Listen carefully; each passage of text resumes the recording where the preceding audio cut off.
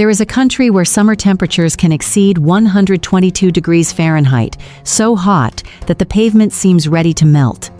There is a country that once banned women from driving, prohibited birthday celebrations, and even established a special unit dedicated to investigating witchcraft. Yet that same country is now building futuristic megacities worth hundreds of billions of dollars in the middle of the desert.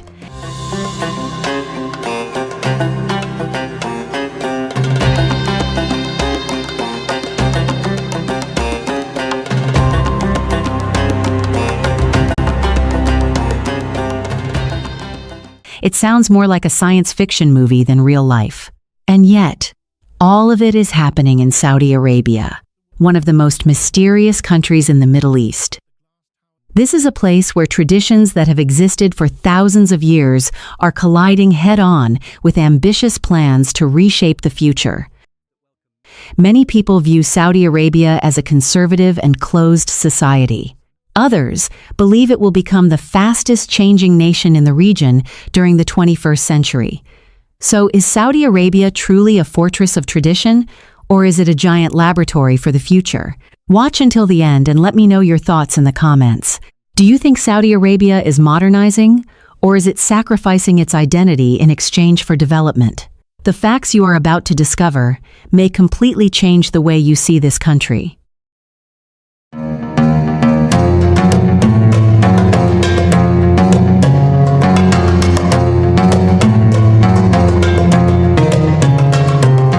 Part 1. The country that once banned birthdays. Imagine a child blowing out candles on a birthday cake. In most parts of the world, it is nothing more than a normal childhood moment. But in Saudi Arabia, this activity was once considered inconsistent with traditional religious values. It was not only birthdays. Popular Western celebrations such as Valentine's Day, Halloween, and Christmas were also restricted for many years. Before 2018, religious police would often inspect stores around Valentine's Day, and red roses, red balloons, or heart-shaped teddy bears could be confiscated. Everything began to change when Vision 2030 was introduced. Today, shopping malls in Riyadh are filled with Halloween decorations, and Valentine's Day products are openly displayed for sale. A new generation of Saudis is growing up in a very different environment from that of their parents. The transformation has happened so quickly that it has surprised many observers. A country once known for its strict social rules is opening itself to the world in ways that seemed unimaginable just a few years ago. In your opinion, is this a necessary step forward, or is the change happening too fast? Part 2. The women behind the black abaya. When people think of Saudi Arabia, many immediately picture women dressed in black abayas. What few people realize is that this very garment helped create a unique beauty culture of its own.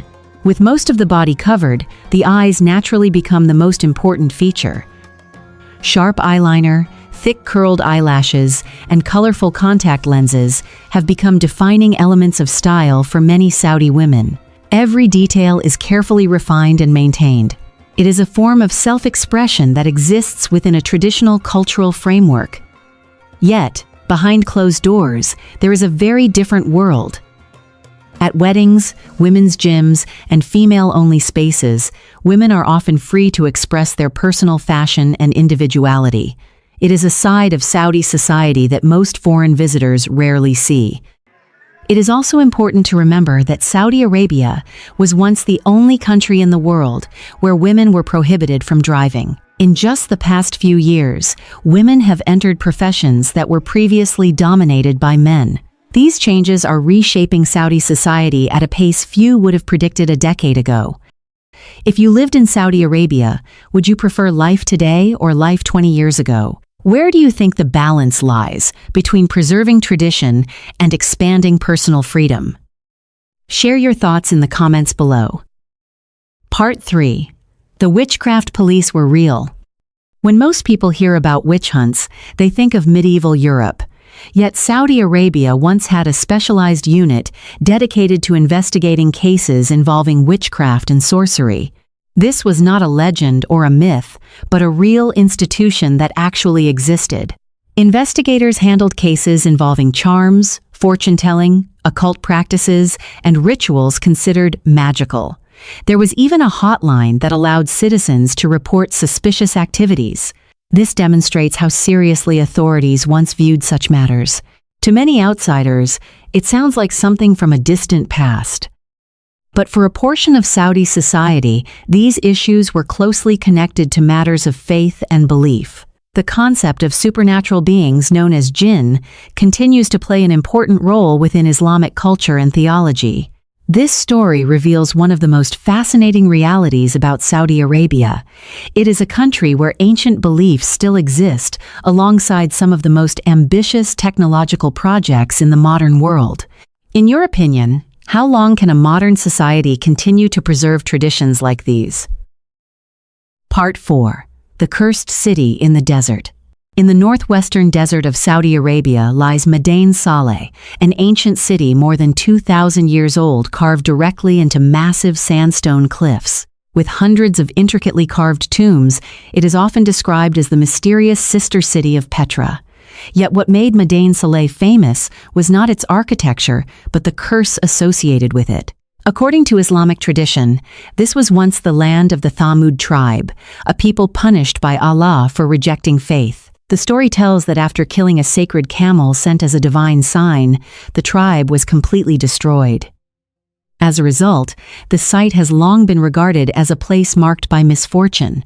Many locals still believe that after sunset, the cries of the sacred camel's offspring can be heard echoing among the stone cliffs. For decades, religious scholars discouraged people from visiting the area because of fears surrounding its reputation. Today, Madain Saleh is one of Saudi Arabia's most famous tourist attractions, but its sense of mystery remains unchanged. If you were standing alone among those giant stone tombs after dark, would you feel like you were exploring an ancient wonder or a cursed land? Part 5. The Country with No Rivers. Saudi Arabia covers more than 2 million square kilometers, yet it does not have a single permanent river. There are no natural freshwater lakes, and no great waterways like the Nile, the Mekong, or the Mississippi. It is one of the few countries in the world with almost no natural surface water. So where do the country's 37 million people get their water? The answer lies in enormous desalination plants built along the Red Sea and the Persian Gulf. Every day, millions of cubic meters of seawater are processed and transported hundreds of kilometers across the desert to supply major cities. In addition to seawater, Saudi Arabia relies on fossil groundwater reserves that accumulated millions of years ago. However, these underground reserves can barely replenish themselves within a human timescale. That means the country is racing against time to secure its future water supply.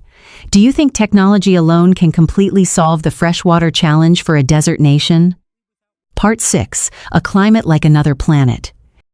If you think summers in Southeast Asia are extreme, Saudi Arabia takes heat to an entirely different level. Summer temperatures in some regions can exceed 131 degrees Fahrenheit, and the ground becomes so hot that many animals burrow beneath the sand to escape the heat. Even at night, temperatures can remain above 104 degrees Fahrenheit. What is remarkable is that people have lived here for thousands of years. Long before air conditioning and modern technology, Bedouin tribes learned how to survive in one of the harshest environments on Earth. They relied on wind patterns, the position of the stars, and the smallest signs in nature to find water and navigate the desert. This knowledge was not learned from textbooks, but passed down from one generation to the next. Their extraordinary ability to adapt allowed people to thrive in a landscape many would consider uninhabitable. That is why the Saudi desert is both terrifying and fascinating at the same time. If you were left alone in this desert with limited water, how long do you think you could survive? Part 7. The Unwritten Law of the Bedouin. In a land where a single drink of water can mean the difference between life and death, the Bedouin developed a unique philosophy known as hafawa. Under this tradition, a stranger arriving at your tent is not a burden but a gift sent by God. Helping travelers became a sacred responsibility. According to custom, strangers have the right to food, shelter, and hospitality for 3 days and 3 nights. What makes this tradition unusual is that hosts are not allowed to ask a guest's name, origin, or purpose during that period. The rule emerged directly from the harsh realities of desert life. In an environment where refusing help could cost someone their life, hospitality became a survival tool. Over time, it evolved into one of the most important parts of Bedouin identity and culture. Even today, many Saudi families view this tradition as a source of pride. If a complete stranger appeared at your door in the middle of the night, how far would you be willing to go to help them? Part 8. Grasshoppers more expensive than Wagyu.